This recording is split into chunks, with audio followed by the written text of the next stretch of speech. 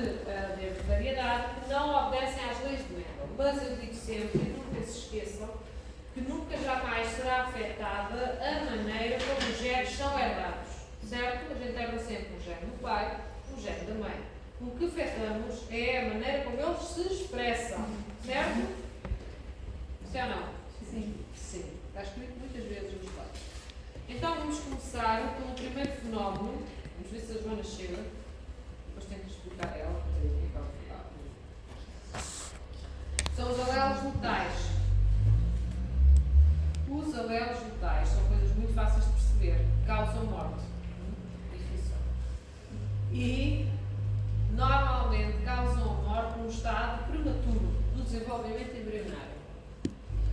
Portanto, sempre que eu tenho o cruzamento de dois progenitores, de dois alelos diferentes, nunca vou obedecer, com a presença de alelos letais, não obedeço aos rácios de dominante e recessivo definidos por Mendel.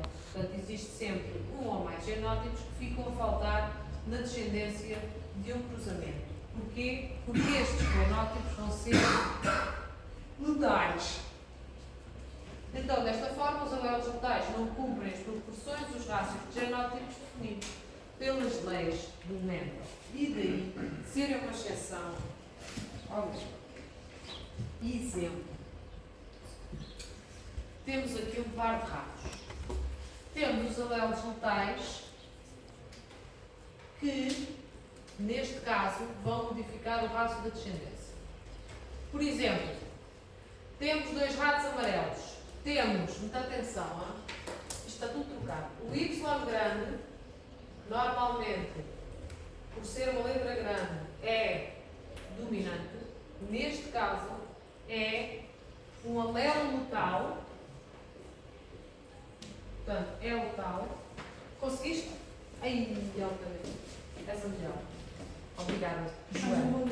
Mais um favor, não é? Não vou esquecer de ti. A única Joana ainda. Fácil. Melhor ainda. Está bom, Sr. João? Dá uma tese? Agora isto supostamente funciona.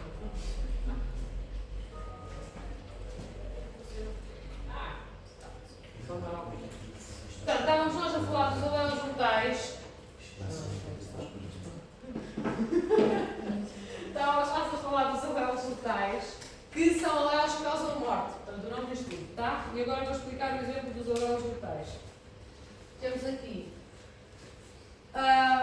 dois ratos amarelos, em que eu tenho o Y grande, que é o alelo letal recessivo para a cor amarela. Atenção, este alelo é letal e dá origem à cor amarela. Os ratos são amarelos? Não, cinzentos. Isto é um exemplo real, não, da natureza. Já passei de slide, vai ser cor. Portanto, é um alelo letal recessivo para a cor amarela, que a cor amarela é dominante sobre a cor não amarela. Portanto, ele é um alelo letal, ok? É um alelo recessivo para a letalidade e dominante para a cor amarela. Ou seja, já vamos lá. Depois temos o alelo Y pequeno, tá? Que é um alelo recessivo, não é letal, para a cor cinzento. Tá? Estão a ver o esquema? Ou seja, quando eu cruzo um rato amarelo, porquê que ele é amarelo? Porque tem um Y grande, dominante amarelo. E porquê que ele está vivo? Porque ela é recessiva para a letalidade. E ele só tem um Y grande, portanto está vivo e é amarelo. Sim? Quando eu cruzo um rato amarelo com outro rato amarelo, que tem um alelo Y grande, mesma história, que Y grande recessivo para a letalidade, dominante para a cor amarela, está vivo e é amarelo. Quando eu cruzo um com o outro, faço estes tipos de gânglios. grande, y pequeno, y grande e y pequeno. Quando eu cruzo estas hipóteses, eu dou origem a uma geração seguinte. E a geração seguinte tem ratos y grande, 25%. Estes 25% estão mortos. Porquê? Eles morrem no estádio embrionário muito precoce. Tá? Nunca se desenvolvem. São abortos espontâneos. E o que é que lhes acontece? Como têm os dois Y grandes e o Y grande é recessivo para a localidade, ao estar homozigótico, então os ratinhos morrem. Metade da descendência vai ser amarela, em que carrega um alelo letal e um alelo para a cor cinzenta, que é recessivo, logo o rato é amarelo, e 25% vão ser cinzentos. Outros 4 vão ser cinzentos, que são os que herdam y pequeno. Portanto, neste caso, não estamos a obter os rácios definidos por Mendel, ok? Porque todos os homozigóticos dominantes morrem. Então, vamos ter 2/3 da F1 amarelos heterozigóticos para o alelo total e 1/3 vai ser cinzento, portanto não amarelo, e homozigótico para o alelo não amarelo. Está bem? Portanto, era esperado que acontecesse isto, como a gente sabe, portanto, 1/4 de homozigóticos dominantes, 1/4 de homozigóticos recessivos e metade heterozigóticos, certo? Que é o definido por Mendel. No entanto, como isto não acontece, e acontece isto, significa que estes alelos mortais não obedecem às ideias da cavidade do Mendel. Tá? Portanto, herdámos na mesma os alelos dos pais e das mães normais, dos progenitores normais, mas o fenótipo faz com que os rácios de Mendel não sejam cumpridos. Tá bom? Portanto, no exemplo anterior, o alelo tal era recessivo, uma vez que só causa a morte em indivíduos homozigóticos, portanto, ele é recessivo para a mortalidade. Tá? Desta forma, este alelo não afeta a sobrevivência da espécie, porque a espécie continua a ter filhos, mas vai afetar sim a incidência de ratos amarelos nas populações. Portanto, a maior parte dos ratos é não amarelo. Aquilo não se chama cinzento, no fundo é ausência de cor. Está bem? Chamamos de não amarelo.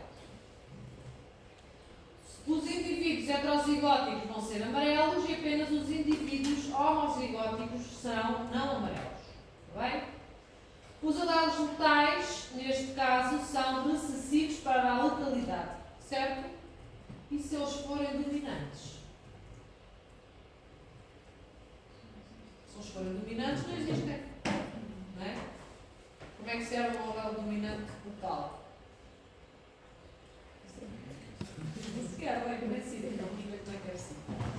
Mas os livros dizem que os alelos metais podem ser dominantes. Então, nos casos dos alelos metais dominantes, os indivíduos homozigóticos e heterozigóticos para o alelo metal morrem durante o desenvolvimento embrionário. E dizem vocês que todos morrem, não há geração seguinte, certo? Vamos ver o que acontece.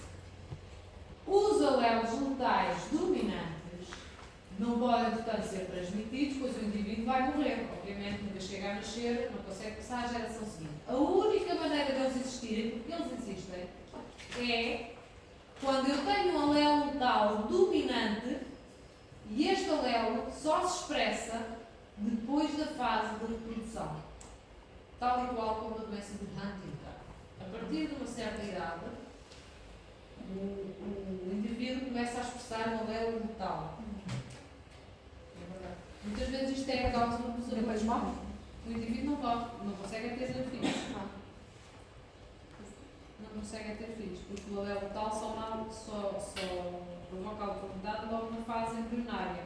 Se a pessoa desenvolve um alelo tal durante a sua vida devido a uma mutação, ou devido a uma expansão, também é uma mutação, uma expansão cromossómica de uma zona instável, como na doença de Huntington, não consegue ter mais filhos.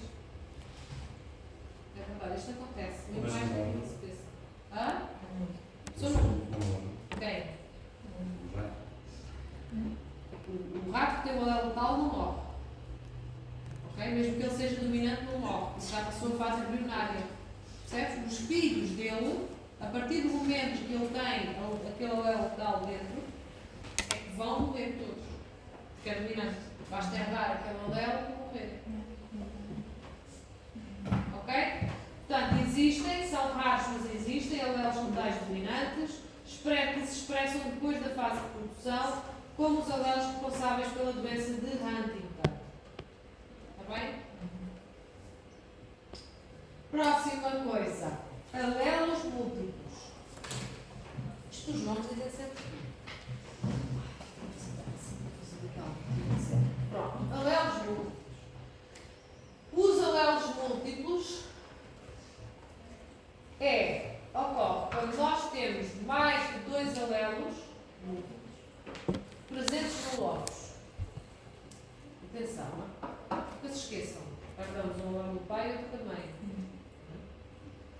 Portanto, dentro do grupo de indivíduos, embora o genótipo continue a ser diploide, é aquilo que eu disse, e continua apenas com 2 alelos no lóbulos, mas as escolhas que eu vou ter dentro daquele lóbulos vão ser mais. Portanto, a transmissão de características codificadas por alelos múltiplos vai ser sempre igual à transmissão das características codificadas por 2 alelos. Apenas existem mais fenótipos possíveis. E um exemplo dos alelos múltiplos é um que vocês também conhecem, que é o locus do grupo sanguíneo, que tem 3 alelos. O AB0. Certo? Toda a gente conhece o sistema AB0. Certo? O sistema AB0 é o O que vem, deriva do locus, que é o locus do grupo sanguíneo, e que tem lá dentro 3 alelos. O A, o B e o 0.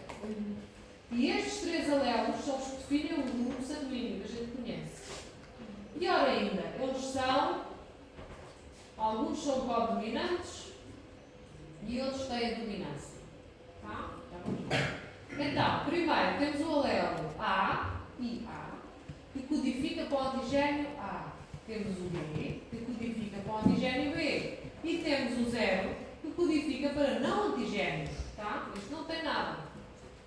E eles têm uma relação de dominância entre eles. O A é dominante sobre o 0, o B é dominante sobre o 0, e o A e o B, como vocês já deviam estar à espera, são codominantes. Expressam-se os dois em simultâneo. É ou não? Faz tudo sentido até agora? Ora bem, se a pessoa tiver o grupo sanguíneo A, portanto o seu fenótipo for A, ela tem 2 genótipos possíveis. Ou bem é AA, ou bem é A0. Vai ter antigénios A e não pode receber sangue dos Bs. Certo? E tem 2, esta é a parte que nos interessa. Tem 2 genótipos possíveis, pode ser AA ou A0. Se a pessoa for com o fenótipo B, portanto, se tiver o sangue do tipo B, tem 2 genótipos possíveis, pode ser BB ou pode ser B0. Certo? Tem antigénios B, não recebe sangue do A. Se a pessoa for AB, só tem um genótipo possível, AB. Eles são codominantes, então a pessoa tem antigénios A e B, recebe sangue de toda a gente. Certo? Se a pessoa for do grupo sanguíneo 0, só tem um genótipo possível, 0,0. Não tem nenhum antigênio e tem anticorpos contra todos eles. Não recebe sangue de ninguém sem ser dele próprio. Sim. Então, por exemplo, se 2 pessoas heterozigóticas do grupo B. Aqui. Sim, podem ter um filho do grupo O. Podem. Mas a probabilidade é muito. Qual é a probabilidade? Tu sabes? Claro. 1 em 3. Sim, não tem. É isso mesmo. Mas tens que ter os 2 com heterozigótico ou B. Exatamente, os 2 iguais. Ou das heterozigóticas. Exatamente, é isso mesmo, podem sim senhora. E a criança é filha deles, não? E se o grupo sanguíneo tem mais que se me diga. Está bem? Mas porquê que a gente não está a obedecer ao Mendel? Porque temos 4 fenótipos para 6 genótipos. E o Mendel diz que isto não é possível. Tá? Portanto, como é que a gente vai? Ok. Pronto, isto é só um bocadinho de imunohemoterapia, que vocês já devem saber, que por isso é que estes aqui são os receptores universais e estes são os dadores universais, também, para estar aqui explicado. O que nos interessa aqui é que dentro de um só locus não temos duas hipóteses, mas sim três. Está bem? No entanto, a pessoa vai sempre herdar uma do pai e uma da mãe, não herda três. Está bem? Sim? Todos perceberam isto? Próximo chama-se interação genética. A interação genética ocorre, nós vamos falar disto muito pouco, porque vamos falar disto só de uma forma introdutória, porque não dá para falar disto de uma forma objetiva. A interação genética é muito vasta e acontece em formas mais variadas, está bem? E ela acontece quando temos interação entre diferentes locus, ou loci, que é o plural de locus, e quando diferentes locis contribuem na determinação de uma característica fenotípica. Portanto, quando eu tenho vários tipos de locus a dar a sua contribuição para um determinado fenótipo. Ok? Portanto, normalmente, vamos falar aqui de alguns tipos de interação genética, como por exemplo a epistase. Está bem? Normalmente, os genes são independentemente expressos no fenótipo. Neste caso, o fenótipo resultante de genes num determinado locus depende da presença de genes noutro locus. Então, aqui estamos a ir contra a lei de Mendel, porque o lei de Mendel diz que a expressão dos fenótipos é independente entre os genes, certo? Era não, lembram-se? E que isso não acontece. Portanto, os genes não têm um fenótipo independente. O gene expressa-se de uma determinada forma e depende do gene do outro locus, se está lá ou não. Ok? Interação genética. Então, neste caso, diz-se que o fenótipo resultante de um determinado locus depende da presença de determinados genes noutro locus diferente, ou seja, são genes não alélicos. Isto vai encontrar a lei de Mendel logo aqui. Então, neste aspecto, temos produção de fenótipos novos e imprevisíveis. Não conseguimos muitas vezes prever a interação genética, mas existem alguns casos que conseguimos prever, como por exemplo a determinação da crista das galinhas. Sabem que os animais são as coisas que a gente mais estuda. As galinhas são os animais mais reproduzidos no mundo desde sempre. Nós consumimos ovos. Sabe? Nós só vocês. Aqui alguém não consome ovos. Só não consome. Pronto. Os ovos. As galinhas. As galinhas têm três tipos de crista. Uma assim, outra assado, outra assim e a do galo. A interação genética que produz este fenótipo dá-se entre dois locus. O locus R, isto é só um exemplo para a gente perceber como é que funciona. O locus R e o locus P. Estes dois locus vão interagir entre si para determinar 4 tipos diferentes de crista nas galinhas. Tá?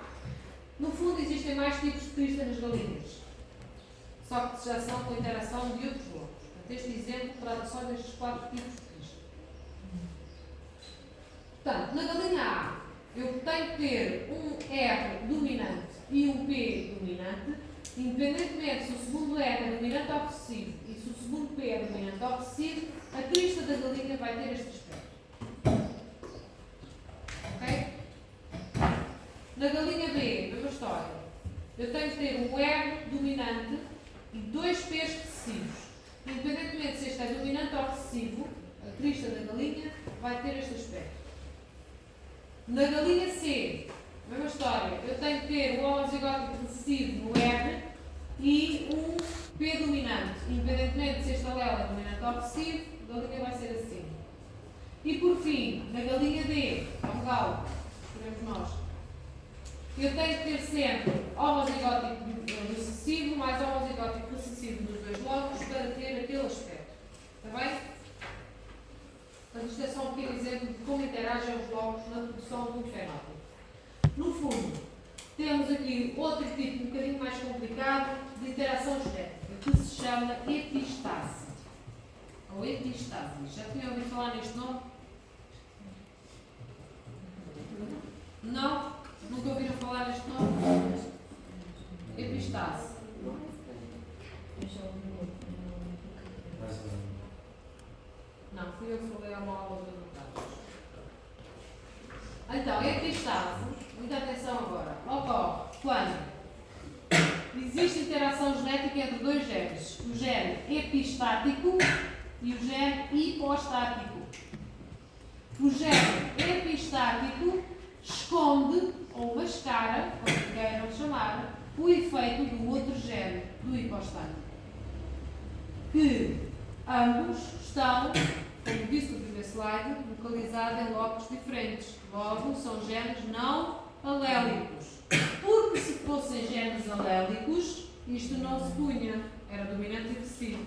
Certo? O dominante, no fundo, esconde o fenótipo do recessivo. É ou não?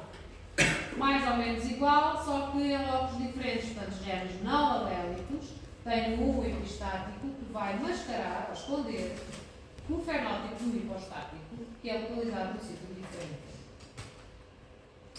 Portanto, este fenómeno, exatamente, isto já disse, estes genes podem ser recessivos ou dominantes.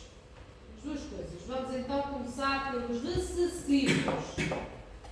E temos o exemplo dos cãezinhos de raça labrador. Quem é que é um labrador nesta sala? Duas pessoas só. E que cor é que é os vossos labradores bonitões? São amarelos. É só este aqui. Então, Sim. já vamos ver porque é que este é o mais comum. Agora vamos ter uma explicação do porquê que o vosso cão, o Marlito, é o cão mais comum. O mais raro é o chocolate, né? É sempre o mais caro. O chocolate é mais bonito. É lindo. Tem uma amiga que sabe. Tem um Chocolate. Tem. Tem os olhos Eu sou má, não vou falar que esta gosto de competências. Tenho bulldogs, não tenho labradores, são muito ativos. Os bulldogs normalmente sonam o dia inteiro, não trabalham muito. É só dar-lhes uma boa comida, que é para eles não perfumarem em casa. Os labradores são uma fonte de energia. Ora bem, o que é que acontece aqui na cor dos labradores? Portanto, temos a epistase recessiva, que é um belo exemplo de labradores, e ocorre quando são necessários dois alelos do gene epistático, por isso é que se chama recessiva, para produzir o efeito de mascarar, esconder o fenótipo do gene hipostático. Está bem? Então, nos labradores temos estes genótipos e estes fenótipos. Portanto, a cor preta, black, vem sempre que eu tenho alelos dominantes B e alelos dominantes E.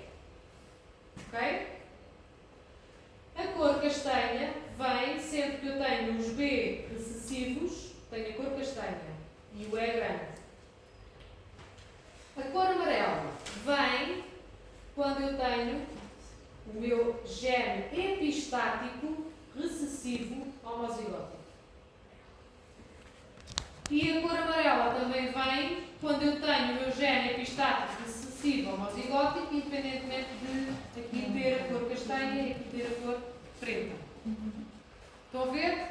Então, o preto é determinado pelo B grande. O castanho é determinado pelo B pequeno. Mas eu só vejo cães pretos e castanhos quando o meu gene epistático está em dose dominante, vá, por assim dizer. Porque ele é um que só faz epistático quando está em dose recessiva. Então, sempre que eu tenho um homozigótico recessivo para o alelo E, ou locus E, os meus cães são amarelos. Independentemente de iriam ser este preto e este castanho. Então, o locus epistático recessivo E impede a expressão dos genes BB, preto, ou B pequeno, castanho. Estão a ver? Por isso é que a maior parte dos labradores são desta cor, os apelidos. Então, o que é que acontece aqui? Normalmente, eu posso cruzar um cão preto e para ser preto tem que ter, este B pode ser pequeno, mas estes têm que ser assim, não é? Portanto, este B pode ser pequeno, este E também pode ser pequeno, mas A gente vê-lo preto, ele não pode ter este locus recessivo. Eu cruzo um cão preto com um cão amarelo e todos os filhotes dele vão ser pretos. Estão a ver? Nunca vai acontecer o Mendel, mais ou menos. E esquece lá o Mendel. O Mendel foi longe embora.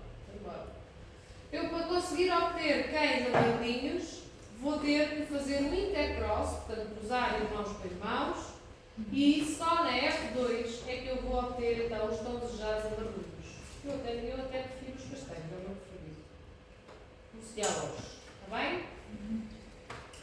Então, o E pequeno é um alelo epistático recessivo, uma vez que são necessárias duas cópias deste alelo para esconder o pigmento preto e castanho. Está bem? Que neste caso seriam os hipostáticos. Perceberam? Mais ou menos? Dúvidas? Escrever os gatos. Tá? Portanto, sempre que eu tenho um alelo em dose dupla recessivo, eu escondo o fenótipo destes Bs. Está bem? Então, neste caso, o locus B é o locus hipostático, o locus E é o locus epistático. Epistase dominante é exatamente igual à outra, só que desta vez basta um alelo para produzir, para mascarar o fenótipo do gene hipostático. Portanto, isto acontece nos gatos, por isso é que existem tantos gatos brancos e não são albinos. Esqueci-me de dizer que este cãozinho é albino, é raro. Estes cães são raros, é a ausência de cor, é quando não têm locus B, não têm estes locus, está bem? Por isso é que ficam desta cor. É muito raro termos os labradores desta cor, normalmente os golden retrievers é que são mais desta cor. O labrador branco, acho que nunca vi. Normalmente vê-se estes três pardejadas. Estes também são protegidos os leques. Bom. Onde é que a gente ia? Estão lá para trás. Das galinhas? Não, os gatos. Ok, então, aqui temos a epistase dominante, temos o exemplo do alelo W. O alelo W é um alelo que esconde a cor dos gatinhos. Ok? W vem do white, de branco. E todos os gatinhos que têm este alelo são brancos. Está bem? Portanto, sempre que eu tenho este alelo em homozigótico ou heterozigótico, ele vai mascarar o padrão de cores dos gatos e produzem gatos totalmente brancos. Por isso é que muitas vezes, quando eu reproduzo estes gatinhos, só se eles forem heterozigóticos é que os seus filhotes podem ter a oportunidade de sair com cor, porque senão são brancos. Está bem? Quando eu tenho um homozigótico recessivo W, o efeito epistático não acontece. E os gatos não são totalmente brancos. Portanto, podem ter manchas brancas, mas podem ter outras cores. Está bem? Dúvidas na epistase? Nada. Portanto, temos o resumo, é o processo de mascarar a expressão do gene através da ação do outro gene, um locus diferente. Portanto, genes não alélicos. Está bem? Portanto, o gene epistático promove o mascaramento, por assim dizer. O gene hipostático é o mascarado. Os epistáticos podem ser dominantes ou recessivos. Próxima interação genética é a interação do sexo do indivíduo com o fenótipo de um determinado alelo. Portanto, o sexo do indivíduo pode ter efeitos na expressão de determinados genes, que são localizados em cromossomas não sexuais, portanto, cromossomas autossómicos. Está bem? Por outro lado, isto são coisas diferentes. O sexo do indivíduo pode afetar a expressão de genes ou o sexo do progenitor, através do qual foi herdada uma determinada característica, pode afetar determinados genes localizados em cromossomas autossómicos. Por um lado, o sexo do próprio indivíduo pode afetar o fenótipo. Por outro lado, se eu herdei aquele alelo do pai ou da mãe, embora o alelo possa ser igual, o fenótipo é diferente se eu herdei do pai ou da mãe. O mesmo alelo. Estão a ver? Então vamos lá ver isto. Portanto, eu tenho características influenciadas pelo sexo, que são herdadas de acordo com os princípios de Mendel, mas, mais uma vez, são expressas de formas diferentes consoante o sexo do indivíduo. E isto é contra as leis de Mendel. Tá?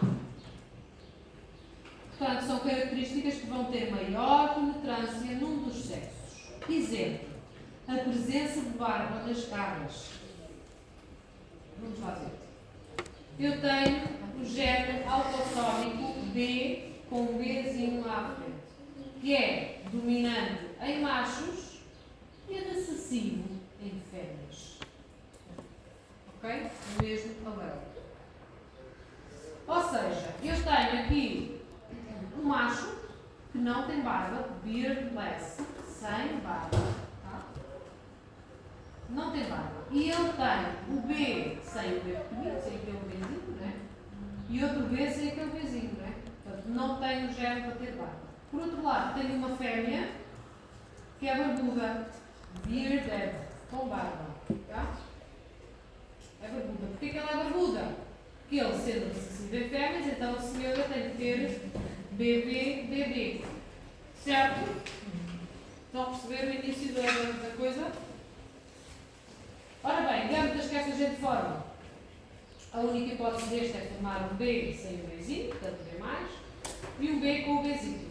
Tá? Quando eles se juntam, dão origem a F1, que já vem toda trocada. Portanto, serão todos heterozigóticos, certo?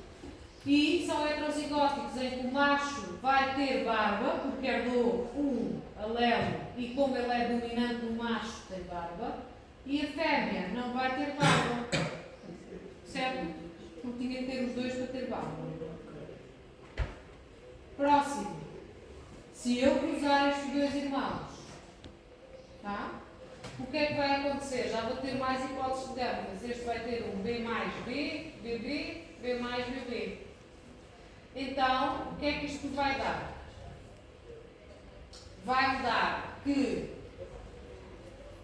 eu vou ter 3/4 dos machos com barba e 1/4 das fêmeas com barba. Portanto, a penetrância vai ser completamente diferente consoante o sexo. E atenção que aqui há um erro. Este aqui não devia ter barba e tem. Esta foto está errada. Podem buscar a barba deste indivíduo. Este é beardless, não tem um bebê e tem barba. É um erro do próprio vídeo. Está bem? Portanto, o que é que nós concluímos aqui? Que estamos a contrariar os princípios de Mendel, ou seja, a penetrância de um determinado fenótipo depende do sexo do indivíduo. Está bem?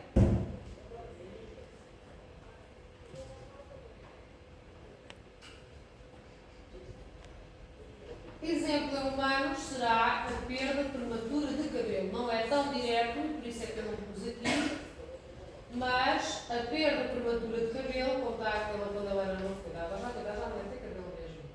As slides já são antigos, tem que mudar isto. Um ator da moda.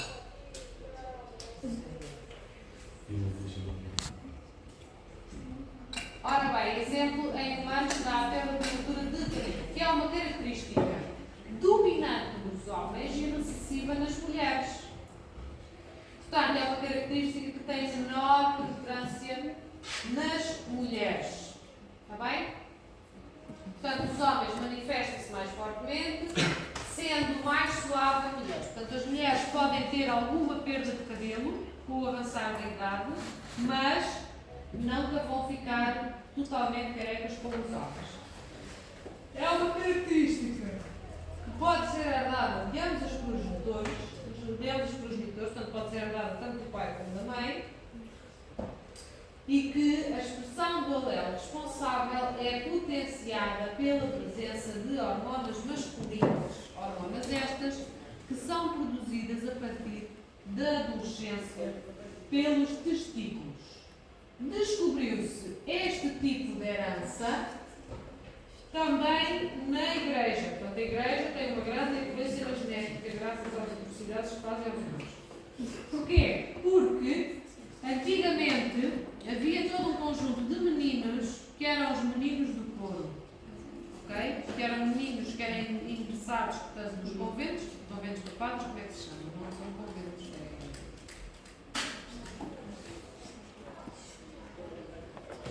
eram ingressados, portanto, na igreja para viverem em clausura, não sei como é que se chama, será o homólogo dos conventos para homens, conventos é para freiras, não é? Como é que é para os homens? Seminários. É, Seminários formam padres. é isso? Se calhar é Estes mais são os afados. mosteiro. Mosteiros, exatamente! Olha lá está aquela minagem lá. Mosteiros. Eram mosteiros que eu queria dizer, não, seminários não. Portanto, nos mosteiros, os meninos eram, portanto, entregues aos mosteiros e alguns deles iam plantar ervilhas como Homero e outros iam para o coro, cantar no coro. Portanto, se queriam que os meninos tivessem a voz, portanto, fina durante toda a vida, para poderem cantar no coro durante toda a vida, então castravam-nos enquanto crianças. Portanto, eles eram castrados, eram removidos completamente os testículos e estes meninos nunca produziam hormonas masculinas ao longo da sua vida. Então, estes meninos nunca eram carecas. Mesmo que o pai e a mãe fossem carecas, mesmo que a sua descendência que herdassem o gene para ser carecas, eles nunca eram, porque nunca produziam estas hormonas responsáveis pelo que potenciam, portanto, a expressão do lema. Okay? Portanto, estes indivíduos nunca ficavam carecas e foi devido também a esta observação que se descobriu aqui e se pensou nesta influência genética. Existem também características que são limitadas a um dos sexos, ou seja, expressam-se apenas num dos sexos. Ok? Temos, por exemplo, um dos exemplos melhores estudados é a plumagem dos galos. Não existe galinha com plumagem de galo. Jamais. No entanto, em condições adversas, as galinhas conseguem fazer-se passar por galos e adquirir esta plumagem. Sabiam que as galinhas são um fenómeno de Deus. Já vi coisas a acontecerem com as galinhas que nunca pensei. Vi acontecer com peixe, vi peixes mudarem de sexo, com condições adversas no meio, para conseguirem propagar a espécie, mas galinhas nunca tinha visto até há uns anos atrás. Mas pronto, foi lá. Os pavões também, não é? Quem? Os pavões. Desculpas, não. As aves em geral. Conseguem. Não, eles são sempre de machos mais. As galinhas conseguem virar para macho. Tipo as abelhas. Sim, em condições adversas. As abelhas é condições mais ou menos normais. As galinhas em condições adversas conseguem virar. Incrível. Pronto. Então, existem genes autossómicos que são limitados ao sexo. Mesmo que as galinhas tenham, obviamente, o alelo dentro delas, nunca se irá expressar, mesmo que seja dominante, nunca se irá expressar, mas sim vai passar para a geração seguinte, senão não existem ovos, não é? Só as galinhas é que têm ovos, certo? Pronto. Então, são características limitadas. Portanto, o genótipo de machos e fêmeas serão iguais, a herança dos alelos também será igual, no entanto, o fenótipo produzido são diferentes em machos e fêmeas, como por exemplo a plumagem dos galos, que é um fenótipo limitado apenas aos machos. Está bem? Depois temos a influência do sexo do progenitor no fenótipo. E o primeiro exemplo que temos de influência do sexo do progenitor no fenótipo é a herança citoplasmática.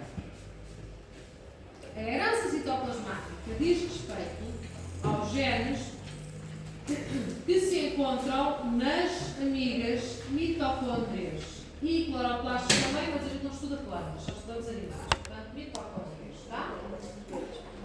Portanto, sabemos que os genes encontram-se maioritariamente no núcleo das células, no entanto, algumas características do organismo vão ser codificadas por genes que se encontram no citoplasma. Ok? Os genes que se encontram no citoplasma normalmente estão nas mitocôndrias, que são os pequenos organelos que se encontram no citoplasma e que têm a função principal de produzir energia celular. Sabem o que é uma mitocôndria? Toda a gente sabe o que é uma mitocôndria. Espetáculo. Portanto, estas características chamam-se herança citoplasmática e são herdadas apenas da mãe. E porquê que são herdadas apenas da mãe? Alguém consegue explicar? Então, possível passar de mãe para filho. E porquê que é passado de mãe para o filho? Porquê que o pai não pinta nada lá? Porque as mitocôndrias, estas meninas estão lá. É isso mesmo, porque as mitocôndrias, vamos começar dessa maneira. O óvulo funde-se com o espermatozoide, mas as únicas coisas que se fundem é o núcleo. A cauda do espermatozoide fica de fora e as mitocôndrias do espermatozoide estão na cauda. Logo, o embrião não vai contar com mitocôndrias do pai, mas sim só com mitocôndrias da mãe. Então, as características da herança citoplasmática são apenas da mãe. Bem? E o que é que acontece neste sentido? Muitas vezes temos as tais chamadas doenças mitocondriais, que não deixam de ser uma característica da herança citoplasmática. Está bem? Estas características ou estas doenças passam sempre de mães para filhos. E, pior que tudo, é que o rácio de heranças destas características não obedece de forma nenhuma o mesmo. Porquê? Porque as mitocôndrias não realizam mitoses, certo? As mitocôndrias dividem-se por fissão binária e então a distribuição das características das mitocôndrias é completamente ao acaso. E temos aqui o exemplo de a divisão celular em que eu tenho mitocôndrias com genes wild type, ou seja, com genes normais e com genes mutados. Tá? Portanto, temos as verdes e as azuis com genes mutados e com genes wild type. Quando eu faço a divisão celular, há a duplicação das mitocôndrias e depois elas dividem-se ao acaso por as células. Estão a ver? Portanto, sempre que eu faço óvulos, neste caso eu tenho aqui a representação de uma meiose, ok? Em que eu tenho 4 óvulos, portanto 2 divisões. Eu faço a replicação da mitocôndria e aqui faço outra vez uma replicação das mitocôndrias e a divisão de mitocôndrias mutadas e normais é sempre ao acaso. E isto vai fazer com que o número de mitocôndrias mutadas vai diferir entre óvulos e nunca vai ser dividido como as mutações dos genes nucleares, certo? Em que aquilo é estritamente dividido metade por cada lado. Certo? Aqui nem o número de mitocôndrias nem o tipo vai ser igual. Está bem? Portanto, eu posso ter óvulos completamente normais, posso ter óvulos completamente mutados, posso ter óvulos com mais mitocôndrias normais que mutadas ou vice-versa. Está bem? Portanto, a herança de características citoplasmáticas normalmente tem uma grande variação fenotípica, porque as células progenitoras de cada uma das células descendentes contêm proporções diferentes dos genes citoplasmáticos. E o fenótipo das doenças vai ser sempre dependente do número de mitocôndrias mutadas que a pessoa tem em si.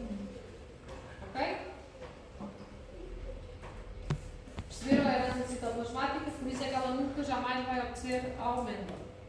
Está bem? Porque a divisão das mitocôndrias nas células gâmetas é completamente ao acaso. Tanto em número como em tipo. São mutadas ou normais. Está bem? Vamos voltar a falar sobre doenças mitocondriais mais à frente.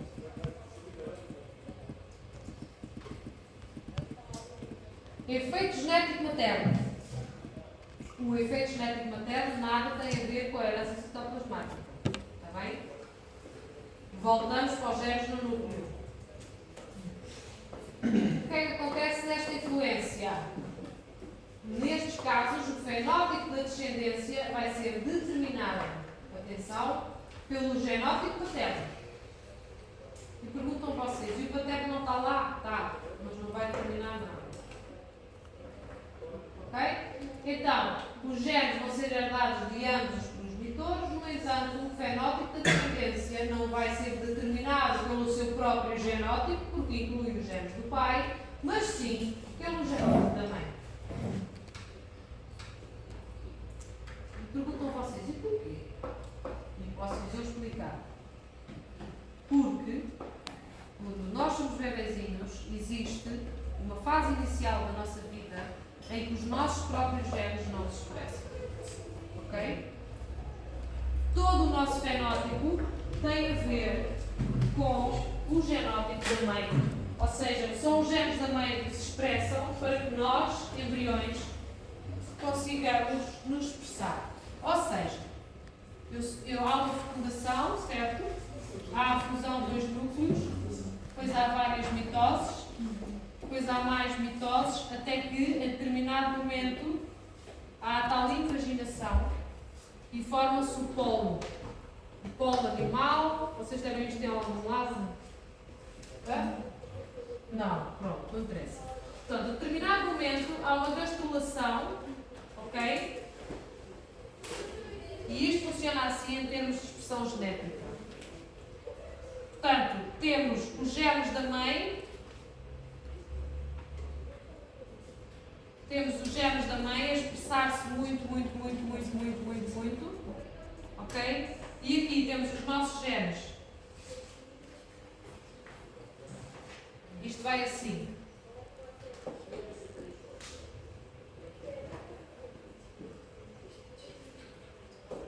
Ou seja, há um determinado momento no nosso desenvolvimento embrionário em que nós, e tudo aquilo que é o nosso fenótipo, é determinado pelo genótipo da mãe.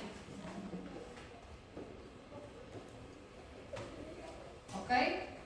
A partir do momento que há a gastrulação e que o embrião passa a ser um feijãozinho, com boca e ânus, isto é igual para todos os seres vivos, está bem?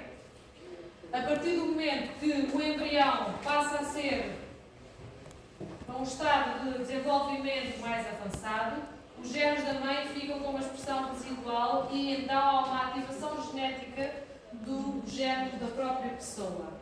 Ok?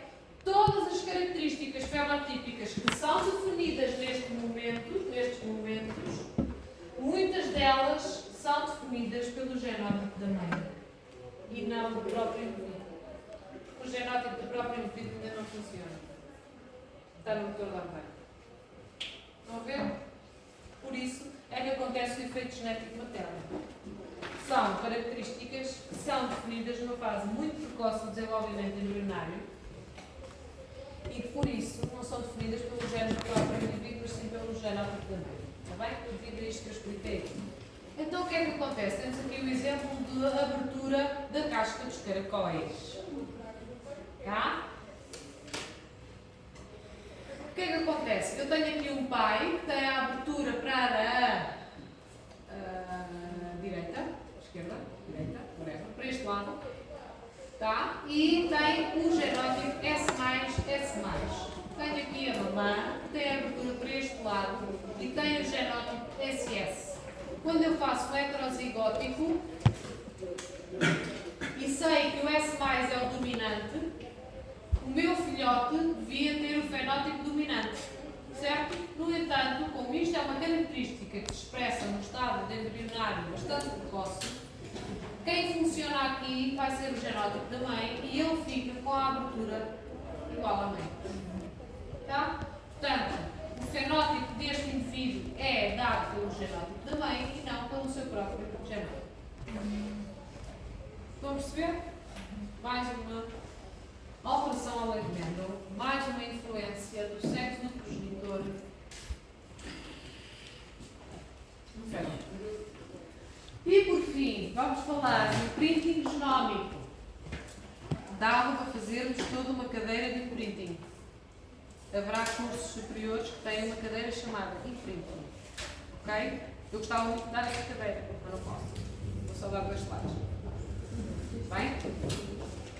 O imprinting genómico é quando eu tenho a expressão de um gene que vai ser influenciada pelo sexo do progenitor que transmitiu esse gene à descendência. E isto é o que nós vamos falar em termos de imprinting. No entanto, o imprinting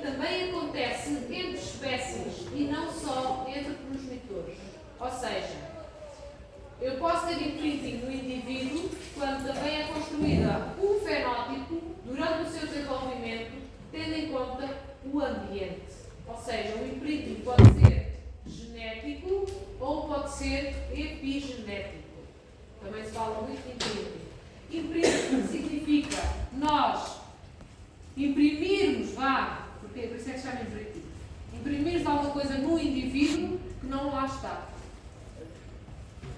Ok? Ou que está lá de uma forma, mas nós dizemos que, portanto, o ambiente ou a genética imprime de outra forma.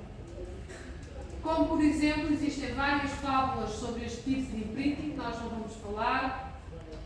Existe a fábula mais conhecida, será o Tarzan. Tarzan, viveu na selva?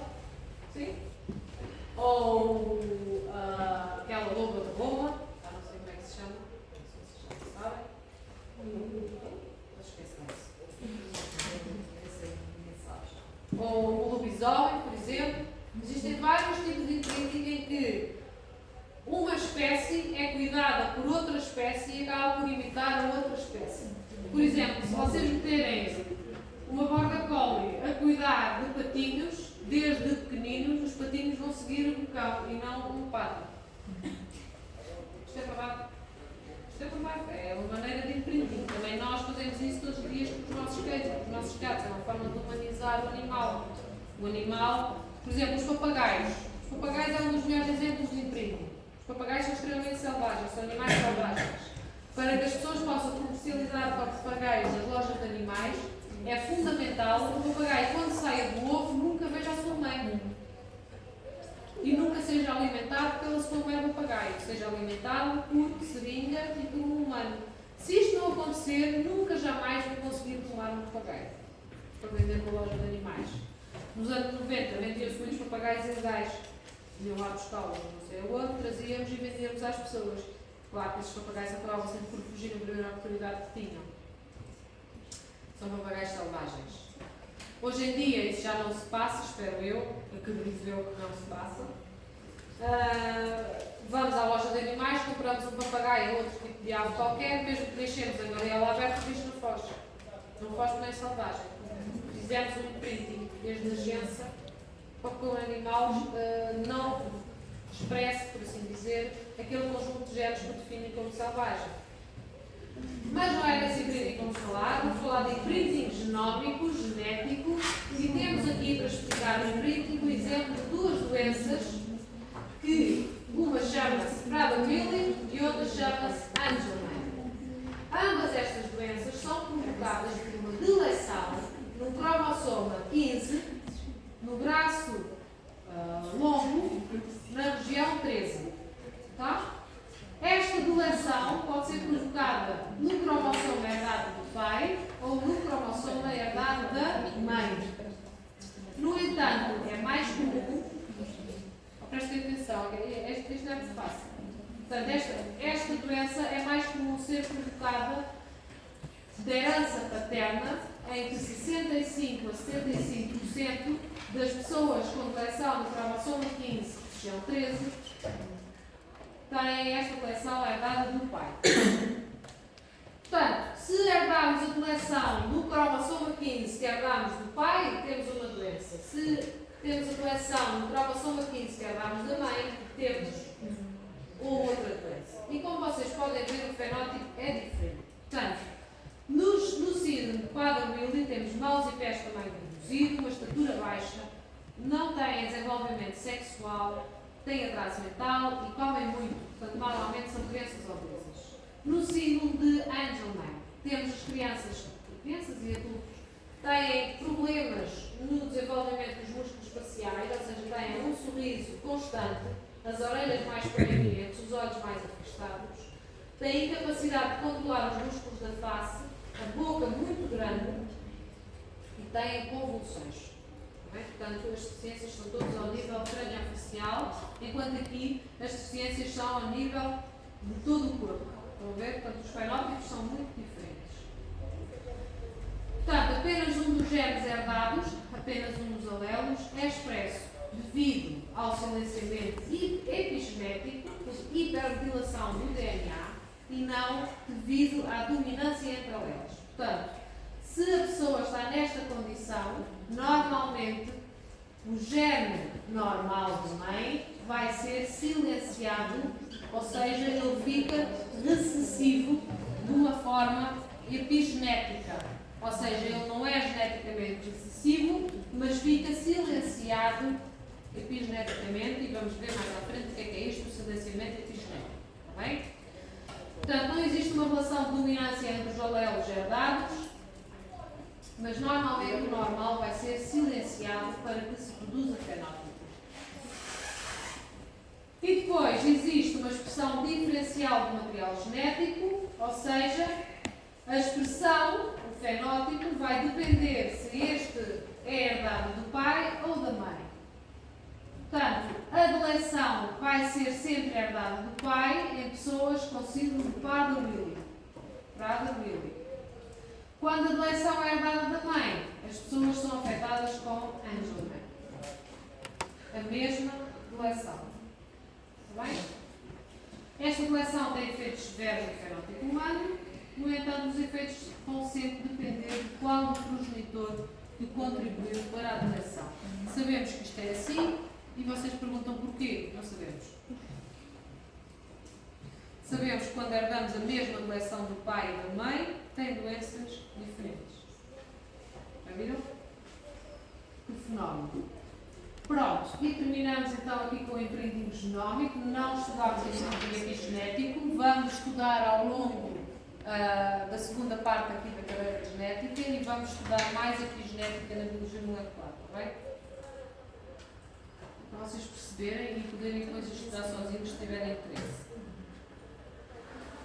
Em resumo, vimos todos estes fenómenos genéticos, portanto, vimos características ligadas ao sexo, características influenciadas pelo sexo, características limitadas pelo sexo, o efeito materno genético, a herança citoplasmática e o genómico imprinting.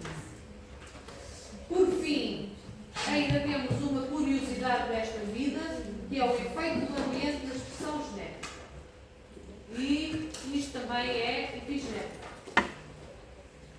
Portanto, isto acontece quando o fenótipo do indivíduo pode depender das condições ambientais em que se encontra. Temos aqui um coelho, agora vocês não vejo, mas está ali o coelho. Como, por exemplo, o pigmento preto nos coelhos, que é o fenótipo do alelo chamado Himalaia. E este fenótipo, este pigmento preto, só é expresso abaixo dos 25 graus. Ou seja, se eu tiver coelhos que são nascidos e criados a menos de 20 graus, eles vão expressar este alelo e vão ter as patinhas pretas, as orelhinhas pretas e o nariz preto. Se eu tiver coelhos com o mesmo alelo, na mesma posição, criados e nascidos e criados a temperaturas acima dos 30 graus, então eles não vão ter as patinhas pretas. Tá? Exemplos do ambiente da expressão genética humana. Temos, por exemplo, a fenilcetonúria, que é uma doença provocada por um alelo recessivo autossómico e que causa atraso mental. Normalmente é uma doença que é diagnosticada à nascença com o teste do pezinho. Portanto, quando os recém-nascidos nascem, passado 2 ou 3 dias, vai lá ao médico cortar o pé, tirar umas amostras de sangue, a bebê parte-se chorar e a mãe também. Tiram umas amostras e submetem as crianças então a umas análises laboratoriais de rotina no Instituto Ricardo Jorge, onde se faz análises bioquímicas ou genéticas, também dependente da probabilidade de ter ou não esta doença. E vem então determinado se a criança tem a doença ou não, que é provocada por uma mutação que se vê a níveis bioquímicos, mas também genéticos. Portanto, dá para fazer o teste bioquímico. E o que é que se faz? Portanto, para prevenir os efeitos desta doença, basta submeter a criança afetada a uma doença a uma dieta baixa em fenilalanina. Portanto, se a criança tiver esta doença, sim, a fenilcetonúria, deve seguir à risca um tipo de dieta durante os primeiros anos da sua vida, basta seguir esta dieta nos primeiros anos da sua vida para eliminar completamente a doença.